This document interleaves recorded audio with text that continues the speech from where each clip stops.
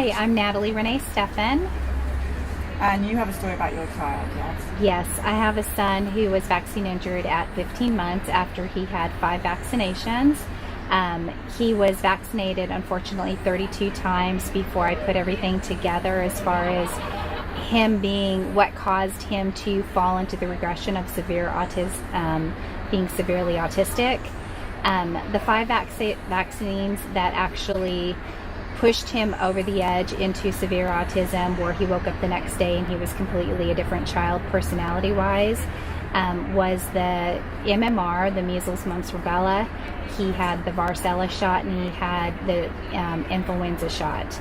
So when he went to the pediatrician prior to that, from birth all the way up, he was getting vaccinated. I was doing everything I thought that I should be doing, and I was told by my pediatrician that was recommended to be the best health care that would be provided for my child. So I listened to what everybody said. I didn't do any research on this. And when he received those 5 vaccines, he went to bed. When he woke up the next day, my son was screaming constantly. So my son was throwing himself on the ground, screaming. He was starting to lay up onto the edge of the arm of the couch. He was pressing his gut up. He was rocking back and forth. The course of his regression, it wasn't immediate, so I didn't put everything together so quickly because he did not break out in a rash. He did at that time. He didn't actually have seizures in front of me. So it took me a while to understand what exactly had happened to him, and it took me going to a psychologist and getting a diagnosis. But the screaming and the crying and the tantrums and the biting and the hitting and the screaming and us bringing him into our normal life that we had of taking him grocery shopping and doing all those things had completely changed. He started melting down every single time that we went out into public.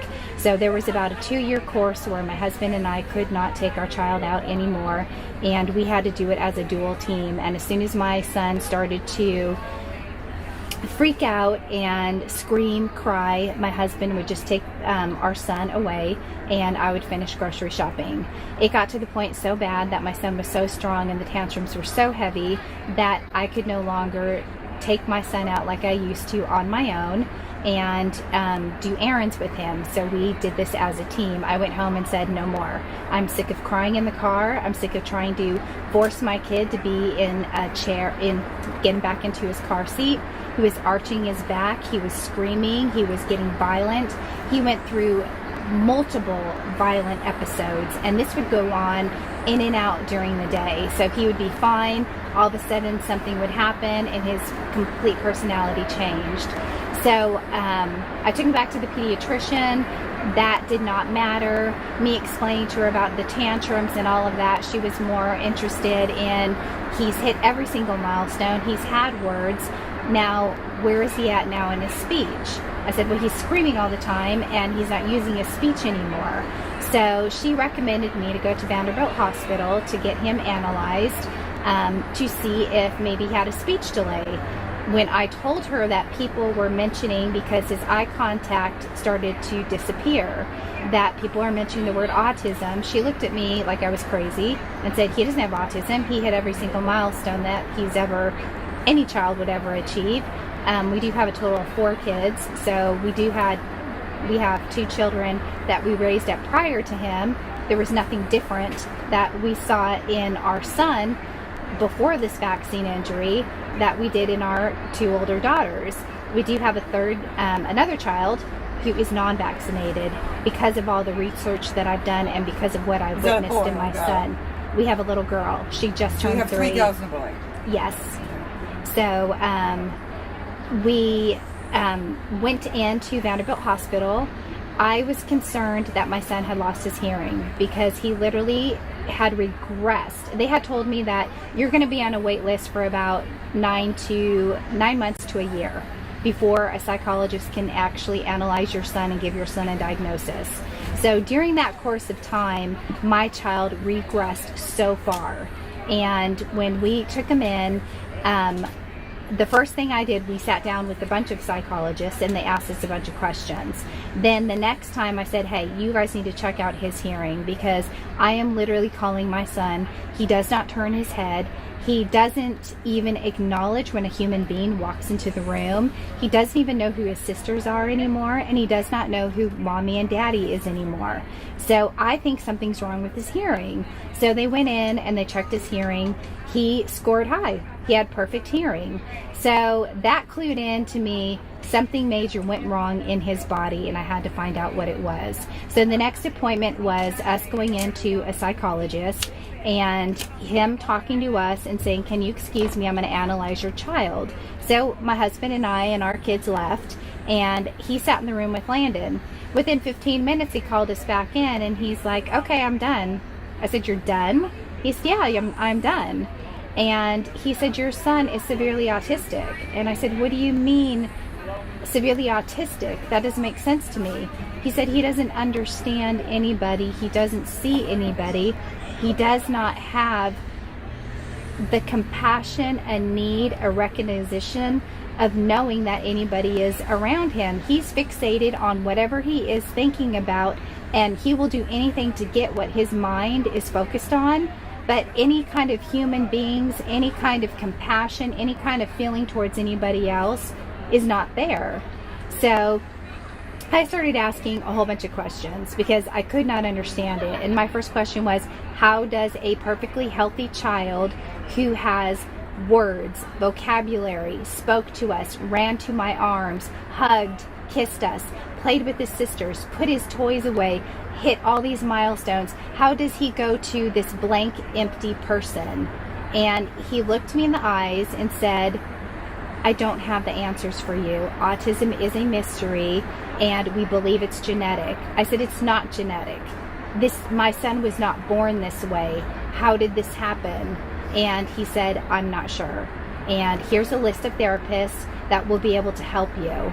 So my husband and I and our whole family left, and I left with the same child, just with the label placed on him. So I went home and I dug in and I said, I know something happened to him. I am not going to believe what they tell me. I am going to research on my own. And that's exactly what I did. I started digging into what is autism? What went on? What went on during, this is when I noticed it. What period of time did I change anything that could have affected this child so much? And it clicked on me. Okay, he went to the pediatrician's office. He had a baby well check visit. He had 5 vaccinations. I pulled up all his records and I went through those 5 vaccines. I pulled up the CDC website and I started reading the ingredients. And a lot of the ingredients are in codes or in there in big words. So then I started Googling, what does this actually mean? What is this ingredient? And then I started finding out they could use simple words to tell you what the ingredients are, but no, they use these words so that it throws people off, so that they don't know the actual toxins and poisons that they're putting inside their children. So then I was coming across animal DNA and human DNA and neurotoxins and roach killer and laundry detergent. And I was floored when I found out what I was putting in my child.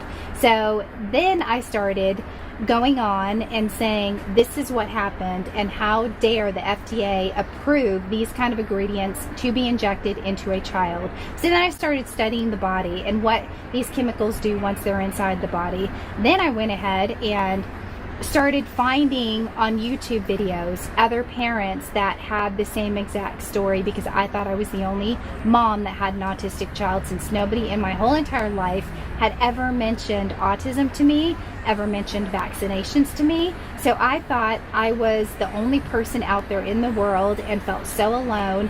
And when I discovered all of these YouTube videos, written testimonies, and then began friend requesting people because I needed friends personally on Facebook, I was opened up to a world that I never thought existed, and realized that this is going on worldwide, around the world. Millions of people have the same exact story. They are not lying. This happened to their child. They have proof.